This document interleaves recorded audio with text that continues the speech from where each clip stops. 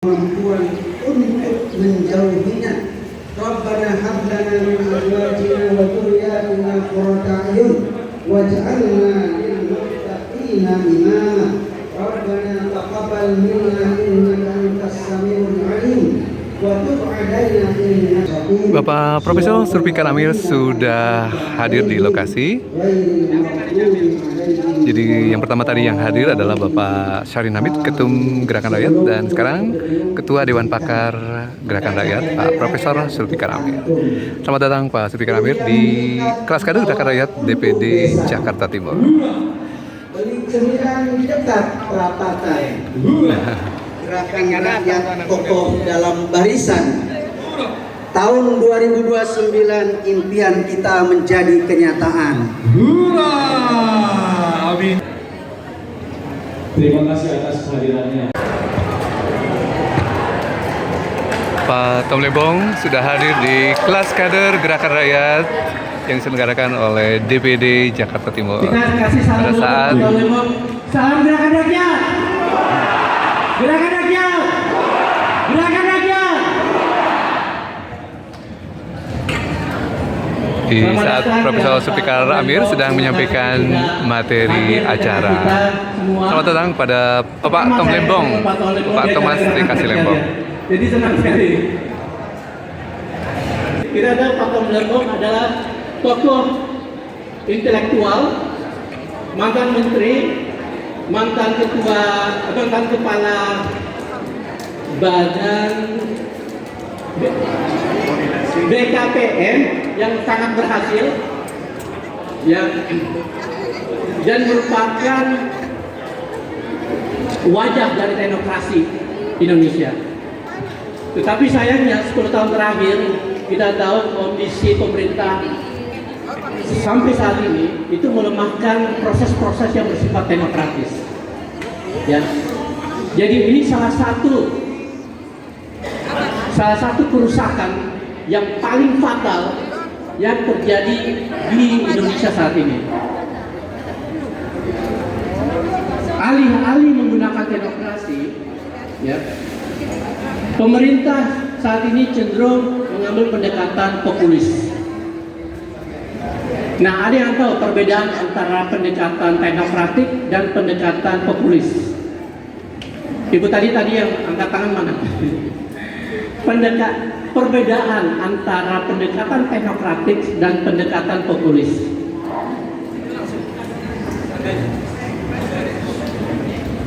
Nah, kalau pendekatan populis itu tujuannya apa?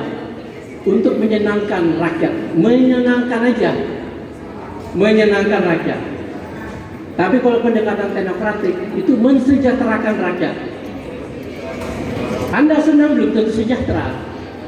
Ya kan, Anda sejahtera, insya Allah senang dan bahagia. Gitu. Jadi ini yang hilang atau sudah lama dirusak di dalam sistem tata kelola pemerintahan di Indonesia, di Republik Indonesia. Nah, tentunya teknokrasi itu tidak bisa berdiri sendiri. Ya, di zaman Orde Baru teknokrasi itu berjalan secara otoriter. Dan sistem ini memudahkan keputusan-keputusan teknokratik itu dilakukan dengan lebih efisien. Tetapi kita tahu bahwa teknokrasi itu bisa menjadi sangat politis. Ya, jadi di dalam sejarah-sejarah pemerintahan, teknokrasi itu bisa menjadi tirani. Ketika masyarakat itu memiliki suara, tetapi kemudian dipinggirkan atas nama teknokrasi, atas nama hitungan-hitungan saintifik. Nah, itu tidak mau kita terjadi tentunya. Dan karena itu teknokrasi tidak bisa berdiri sendiri. Dia harus berdampingan sama apa yang kita sebut sebagai demokrasi. Jadi teknokrasi di satu sisi, ya, demokrasi di sisi lain. Coba slide-nya terus saja. Terus. Saya akan skip aja slide ini terus. Lagi. Terus. Ya, oke. Dah nih.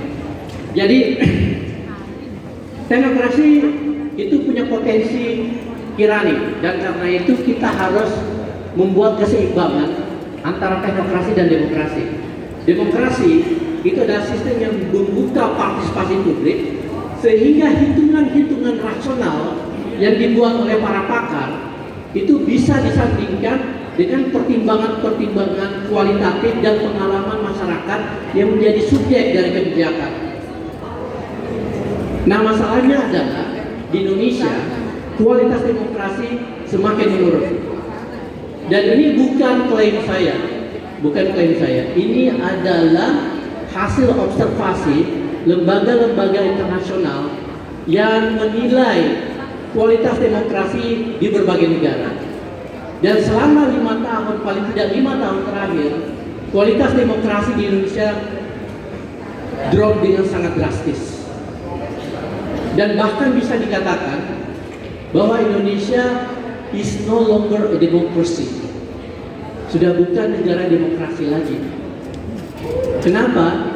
Karena sistem pemerintahannya itu dikuasai sama satu kekuatan politik yang bekerja bersama-sama, yang kemudian menghilangkan, menafikan, dan meminggirkan suara-suara dan partisipasi masyarakat. Nah, ini yang harus kita kembalikan lagi ke dalam.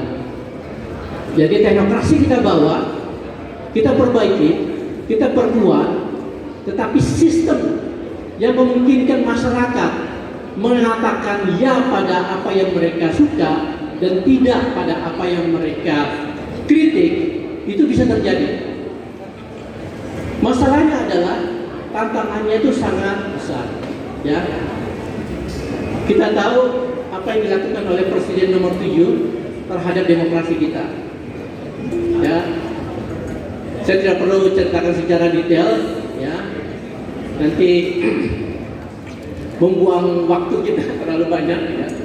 Tapi kita tahu peninggalan dari Presiden 7 itu membuat demokrasi kita melemah, yang kemudian semakin diperlemah dengan adanya fenomena militerisasi, ya, autokrasi, dan pemungkaman suara-suara publik, baik di jalan maupun di ruang digital. Jadi ini salah satu tugas kita sebagai bagian dari gerakan rakyat untuk melakukan perubahan itu. Ya, teknokrasi dan demokrasi kita sandingkan. Tidak bisa salah satunya saja. Anda bawa demokrasi, tapi kemudian tidak ada teknokrasi, ya percuma. Referensi atau rujukan ketika membuat kebijakan itu jadi tidak ada. Dan jadi sangat tergantung pada mayoritas, padahal mestinya tidak begitu. Di sisi lain, teknokrasi tanpa demokrasi itu menghasilkan kebijakan-kebijakan yang bisa saja menguntungkan sekelompok orang.